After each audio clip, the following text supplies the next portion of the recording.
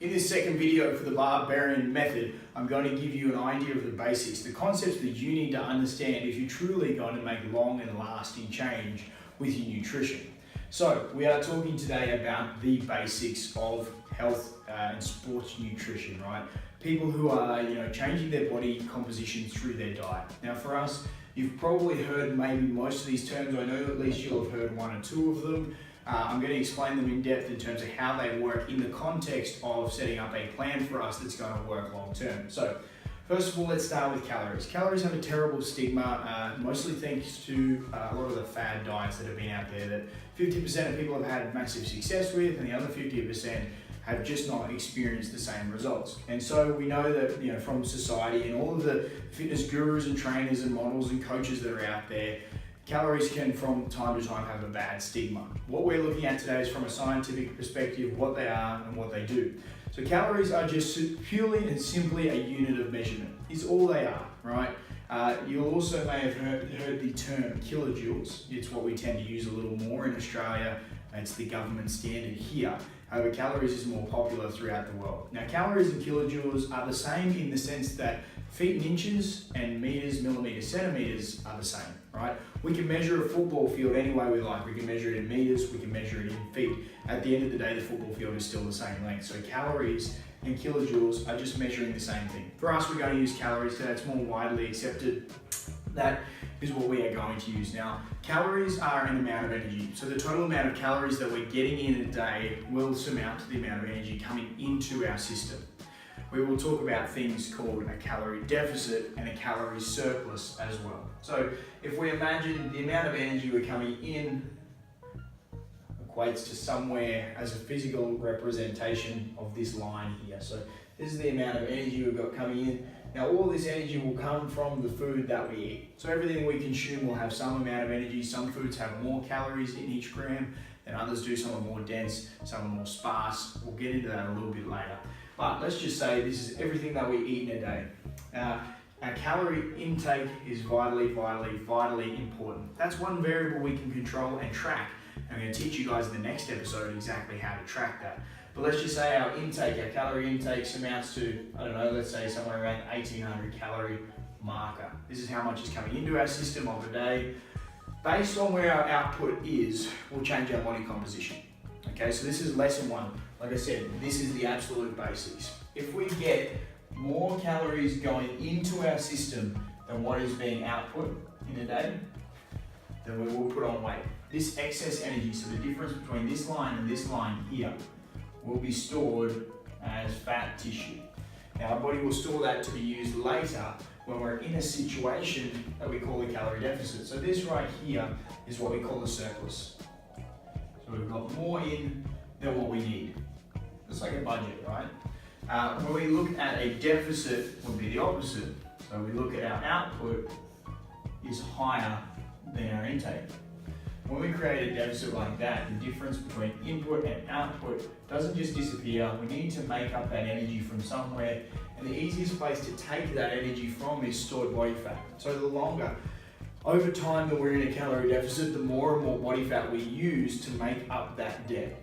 Okay, so for us, we can see now if we're in a calorie deficit, well, first of all, we need to be in a calorie deficit, but once we're in a calorie deficit, if we stick to it for a long enough period of time, then we will lower our body fat percentage to a point for us that is a massive win. And we're going to get a little more into the complexities of how that happens and where to set your deficits, but we do need to make sure it's consistent and sustainable over a long-term basis. So for us, the only other thing we need to consider is if our output was the same.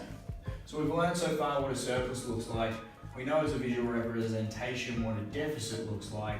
For us right now, this is what we would call maintenance, where our intake is equal to our output.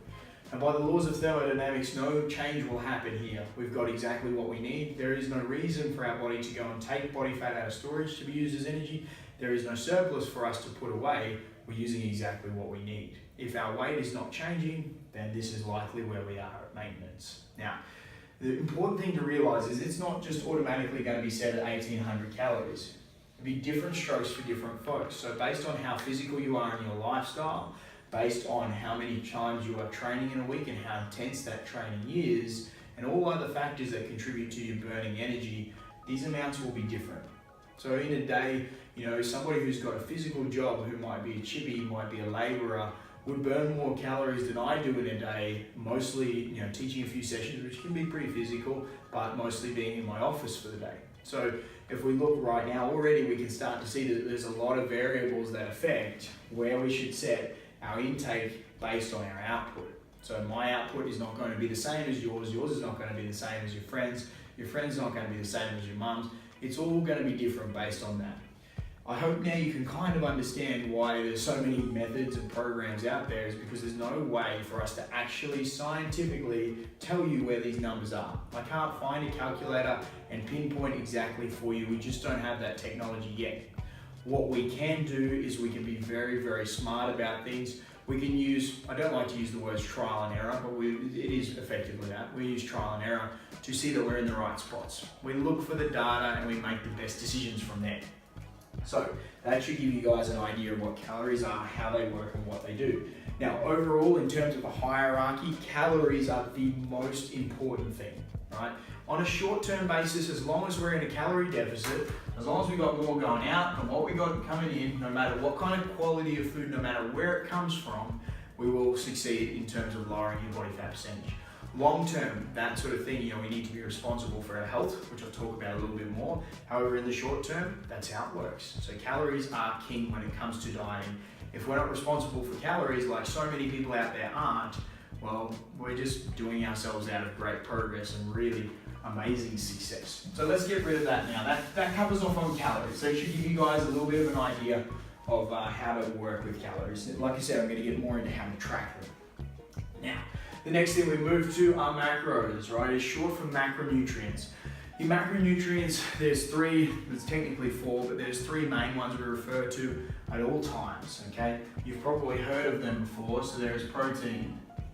Of course, everyone has heard of that. There are carbohydrates, and there is also fat.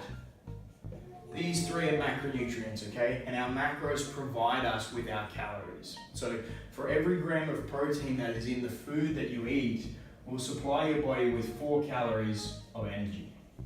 For every gram of carbohydrate that you eat inside of your foods, will supply your body with 4 calories of energy. And for every gram of fat, will supply your body with 9 calories. Now we can already see that fat is more calorie dense than what protein and carbohydrates are. That doesn't mean we're going to vilify fat. Fat is super, super important, right?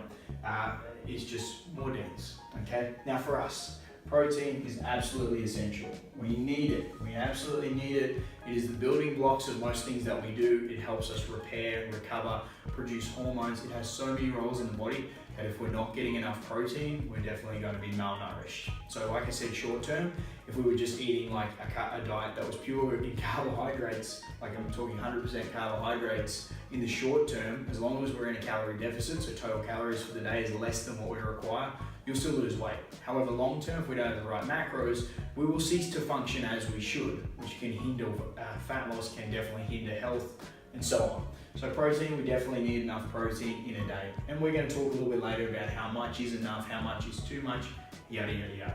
With fat, is exactly the same. Fat is often villainized in the health and fitness industry, and has been for years and years and years. We now know that fat is a hero of the system. We need enough good fat in our diet for all those important functions. Hormone production, all of the other roles that it plays. We need it, okay? These two, without protein, without fat, and having them in the right quantities, you will suffer and your progress will suffer. Carbohydrates are not needed. They are non-essential, okay?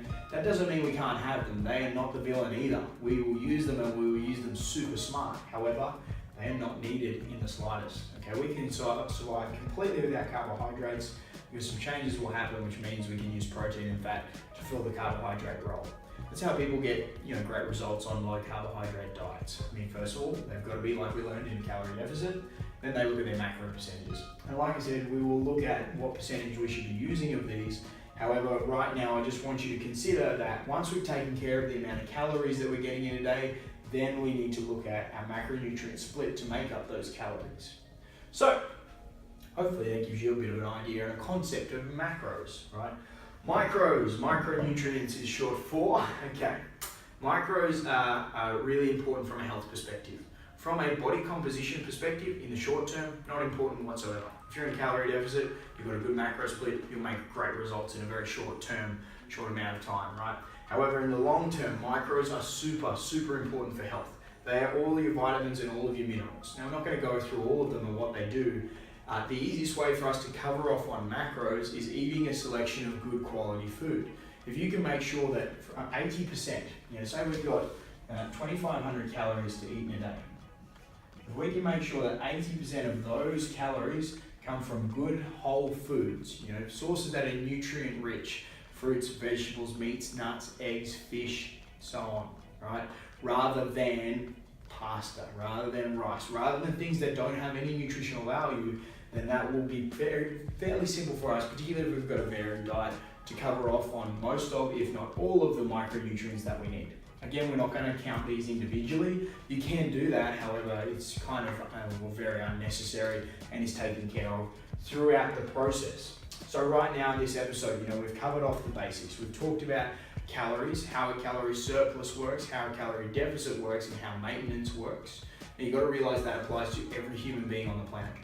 Every single one. There is not one person out there that can defy that law, all right? It is absolute law.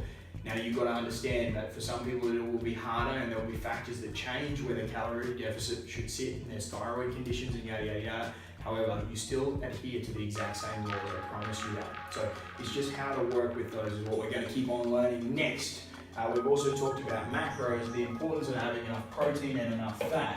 And we're going to get into exactly how much you should have and then how to set up carbohydrates for our own success too, so we've got a lot of energy. And of course, we've talked about macros for your long-term health, having the right amount of vitamins and minerals. So look, I hope you've learned a lot in that episode. Next one, we're going to get a little more practical instead of conceptual.